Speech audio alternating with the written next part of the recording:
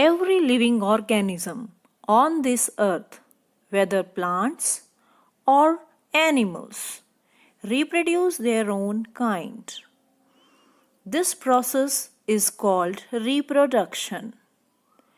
It is essential to maintain the continuity of life on earth. All living organisms reproduce by two ways: asexual reproduction and sexual reproduction. Asexual reproduction in plants means growing new plants from its vegetative parts like roots, stems, leaves, etc. Plants like carrot, radish, and sweet potato can grow from their roots. Potato and ginger grow from underground stems. New plants of rose can be grown from the stem cuttings from the parent plant. Sugarcane is also grown from stem cuttings. The leaf of Bryophyllum has leaf buds at the notches. These buds, when fall on the soil, develop into new plants. Sexual reproduction in plants means getting new plants from flowers, fruits, and seeds. Let us study about sexual reproduction in detail now. Greetings everyone. Let us study about pollination and fertilization in plants. Flowers have male and female reproductive part. The male part of the flower is called stamen, and it is made up of anther and filament. Anther produces pollen grains which are yellow in color. Pistil or carpel are female reproductive part of a flower. It is made up of three parts: stigma, which is sticky on its top, a thin tube called style, and a bulb-like structure at one end of this style, ovary. Ovary also contains ovule. This ovule contains egg cell which is called female gamete. When an insect like honeybee or a butterfly comes and sits on a flower to suck nectar from it, nectar means the juicy liquid present in the flower, these pollen grains stick to the body parts of the insect. When this insect sits on the same flower or the different flower, these pollen grains are transferred to the stigma of the carpel. As you can see, the carpel contains pollen grains. These have been brought about by insects. Now this process of transfer of pollen grains from anther to stigma of a same or a different flower is called pollination. So what is pollination? Pollination is the transfer of pollen grains from anther to stigma of a flower. The stigma contains a sticky fluid which promotes the growth of pollen grains. As you can see the yellow line and the yellow curve from where the pollen grain will move. This is a pollen tube, and from this pollen tube the pollen grain will move and reach the egg cell in the ovary. Here the fusion of the pollen grain means the male gamete, and this ovule will take place. This fusion of a male gamete with a female gamete is called fertilization. So, what is fertilization?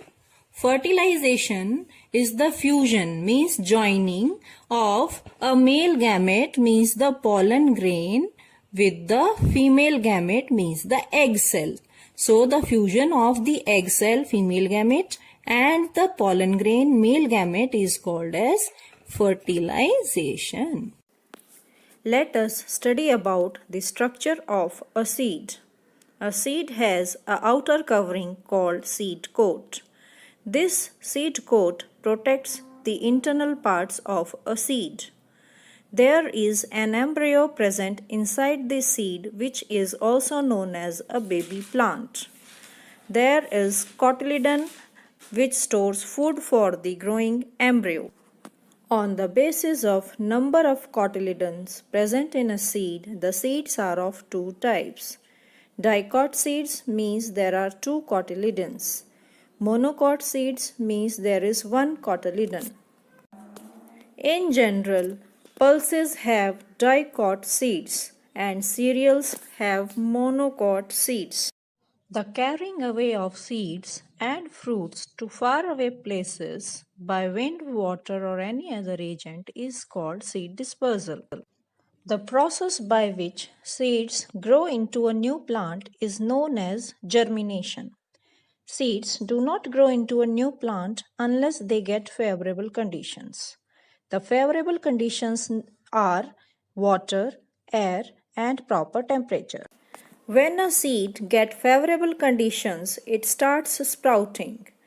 A sprouting seed first gives out a radicle which becomes the root of a new plant. Then arises the plumule which becomes the shoot system of the new plant. A type of germination in which the seed comes out of the soil during the process of germination is called epigeal germination. A type of germination in which the seed remains inside the soil during the process of germination is called hypogeal germination. Transplantation. In certain plants like paddy, brinjal, onion, and tomato, seeds are first sown in a nursery to get seedlings. Then these seedlings are transferred to the main field for further growth. This is known as transplantation. Some plants like bread mold reproduce by spore formation. Look at the sporangium and the spores inside it through a magnifying glass. Let us recall what we have learned today. A seed has three parts: seed coat, cotyledon, and embryo. On the basis of number of cotyledons, seeds are of two types: monocot seeds and dicot seeds. A seed needs air, water, and proper temperature for germination. Germination is of two types: epigeal germination and hypogeal germination. The method by which seedlings are transferred from nursery to the main field to get healthy plants is called transplantation. And last, bread mold reproduced by spore formation. Activity to show the structure of a gram seed. Soak some gram seeds overnight in water. In the morning, remove the water and remove the seed coat as I am removing. The seed gets swollen up when it is dipped overnight in water, and you can see it is breaking. The seed coat is breaking. Start removing the seed coat slowly with the help of a needle.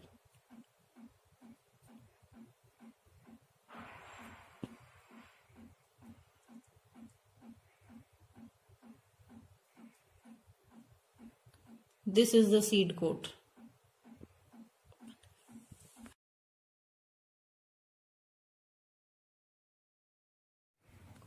After removing the seed coat, you will find these two cotyledons and they are joined here at the tip.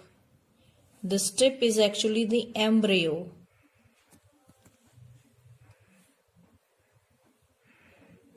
Can you see where they are joined?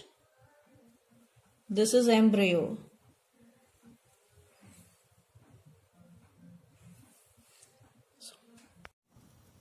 These two are cotyledons and this middle structure is the embryo, which becomes the new plant after getting air, water and proper temperature. This is embryo.